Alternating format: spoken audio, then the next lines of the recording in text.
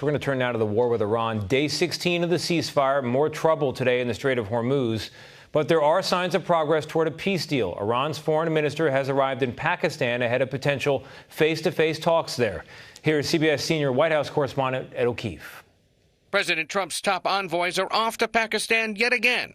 Son-in-law Jared Kushner and longtime friend Steve Witkoff set to meet with Iranian representatives tomorrow. The Iranians want to talk. They want to talk in person. And so the president is, as I've said many, many times to all of you, always willing to give diplomacy a chance. The White House says Vice President J.D. Vance, who was part of the last round of meetings, is ready to go if the talks advance.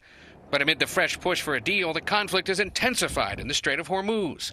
The Pentagon revealed today it's turned around 34 ships as part of its blockade and interdicted what are described as 2 Iranian dark fleet ships in the Indo-Pacific.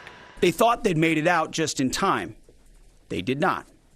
We seized their sanctioned ships, and we will seize more. Our blockade is growing and going global. But as the war heads towards its 9th week, the cost of the conflict keeps climbing. Average gas prices jumped another 3 cents today, while anxiety about the war has plunged consumer sentiment to an all-time low. It's going to be a matter of years before we fully recover. Oil analyst Paul Sankey said even if peace broke out tonight, the suffering at the pump would continue. You can be certain that the next 3 months, the globe is going to be very energy short because of the time it takes to restart the whole delivery process. Now, we should point out the White House said today Witkoff and Kushner are going to Pakistan to, quote, hear the Iranians out, a sign they're not necessarily anticipating big progress in these talks. Tony. That's a good point, Ed. The Justice Department has closed its investigation into Federal Reserve Chair Jerome Powell as of today. What can you tell us?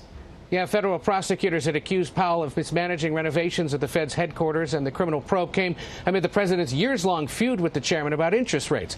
But it had also earned bipartisan criticism for being seen as a political hit job, most critically by North Carolina Republican Senator Tom Tillis, who said he'd blocked the nomination of Powell's successor, Kevin Warsh, until the investigation was dropped. This likely sets up a vote for Warsh to succeed Powell in the coming weeks. Tony. Ed, thank you very much.